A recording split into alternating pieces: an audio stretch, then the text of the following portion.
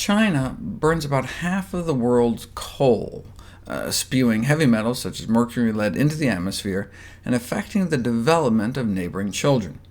But what if you don't live in China, or eat anything produced in China? Well, you could still be exposed to mercury that settles in the oceans if you eat fish and seafood, but some people drink something from China: tea.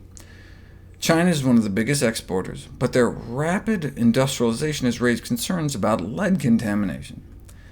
Lead is a toxin that can affect almost every organ in the body. And the more lead in the soil, the more that ends up in the tea leaves. And the closer the tea is grown to the highway, the higher the level, suggesting leaded gas, which wasn't banned in China until the year 2000, may also be playing a role. And just like larger, longer-living fish accumulate more mercury, longer-living leaves accumulate more lead. Young tea leaves appear to have 2 to 6 times less lead than mature tea leaves. So not only do the young leaves that are used to make green tea and white tea have significantly less lead than the older leaves used to make black and oolong tea, the lead in black and oolong tea appears to be released much more readily into the tea water when brewed. And so the health risk from lead may be 100 times lower for green tea compared to oolong and black. Since certain fungicides may have heavy metal impurities, one might assume organic teas would be less contaminated, but in a study of 30 common teas off North American store shelves, there did not seem to be less toxic element contamination than regular tea, though presumably organic tea would have much less pesticide contamination. In terms of lead, the source of the tea, the country of origin, appears to be the most important. So, bottom line, how much tea is safe to drink?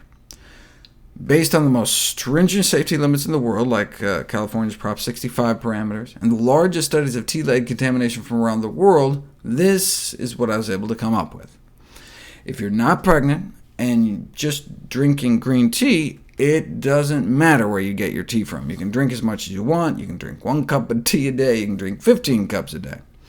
But given the average levels of lead in Chinese black tea samples, more than 3 cups a day would exceed the daily safety limit for lead, or at least could exceed it.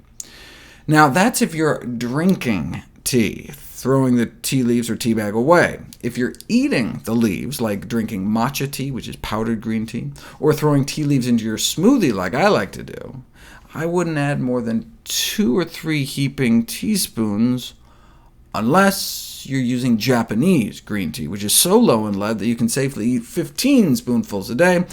The only reason I would caution more than 8 is that could exceed the daily recommended limit for caffeine for adults. What about children? If you're a 70-pound 10-year-old, lead still isn't a problem drinking green tea, but the safe caffeine intake for children is probably down around 3 milligrams per kilogram, which would limit you to about 4 cups a day, though I wouldn't add more than 2 spoonfuls of Japanese green tea to a child's smoothie for caffeine reasons, and more than 1 of Chinese green tea for lead reasons. Similarly, I wouldn't like to see children drinking more than 1 cup of black tea a day, and wouldn't want them eating the leaves at all. What about pregnant women? Pregnant women should be able to drink a cup a day of green tea throughout pregnancy, regardless of the source, based on average tea lead levels. And the limit for Japanese tea is really just the caffeine limit above 4 cups a day. I wouldn't recommend drinking black tea during pregnancy, though, or eating any kind of tea leaves, unless you know you're getting tea from a low lead source.